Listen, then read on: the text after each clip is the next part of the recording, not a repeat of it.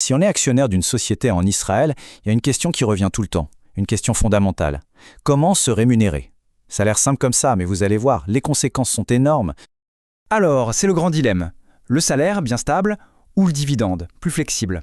On va décortiquer ça ensemble pour voir ce qui se cache vraiment derrière chaque option. Et attention, on ne parle pas juste d'impôts. Non. Ce choix, il a un impact direct sur ce qui reste à la fin du mois, mais aussi sur quelque chose de super important, la protection sociale à long terme. Allez, on plonge dans le vif du sujet, on va explorer ensemble ce fameux dilemme de l'actionnaire.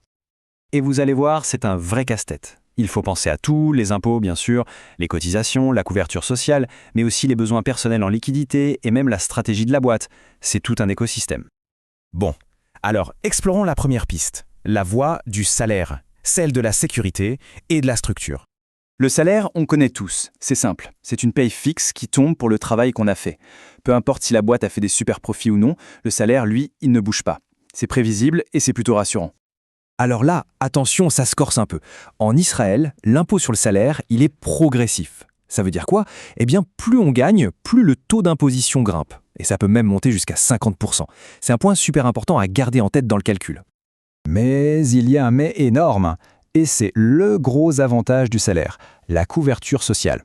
C'est simple, en prenant un salaire, on cotise. Pour la retraite, pour la santé, pour l'invalidité, bref, on se construit un vrai filet de sécurité. Ok, maintenant, passons à l'autre option, la voie du dividende. Là, on change complètement de philosophie. On parle plus de flexibilité et de fiscalité. Le dividende, ce n'est pas du tout la même chose qu'un salaire. Là, on parle de se partager une part du gâteau, une part des bénéfices de l'entreprise. Donc, si la boîte cartonne, c'est génial. Si c'est plus dur, eh bien, la rémunération est plus incertaine. Et c'est là que ça devient intéressant fiscalement. L'impôt sur les dividendes, lui, il est fixe. C'est un taux de 30%, ou même de 25% si on détient une petite partie de l'entreprise. C'est beaucoup plus simple à calculer, pas de tranche, pas de surprise. Mais, et c'est un gros mais, il y a un prix à payer. Le dividende, ça veut dire pas de cotisation sociale. Et donc, pas de couverture sociale qui va avec. C'est le fameux revers de la médaille, il faut en être bien conscient. Regardez, ce tableau résume tout parfaitement. D'un côté, le salaire, impôt qui grimpe, mais protection sociale au top. De l'autre, le dividende, impôt fixe, mais zéro avantage social. Et un autre point clé. Le salaire, l'entreprise peut le déduire de ses charges. Le dividende, non. Ça change tout pour la compta de la boîte. Alors après tout ça, on en arrive au point crucial. Le fameux point d'équilibre.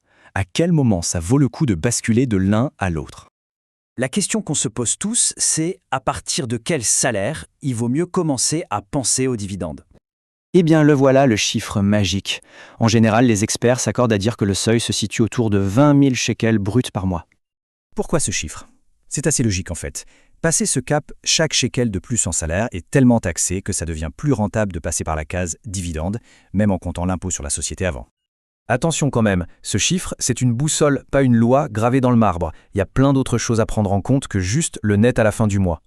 D'ailleurs, il y a une subtilité importante. Si on cotise au maximum pour sa retraite, par exemple, ce point de bascule peut grimper jusqu'à environ 25 000 shekels. Pourquoi? Parce que ces cotisations-là, elles ont des avantages fiscaux qui changent un peu le calcul. Bon, on a toutes les cartes en main. Maintenant, dernière partie. Comment on choisit sa propre stratégie?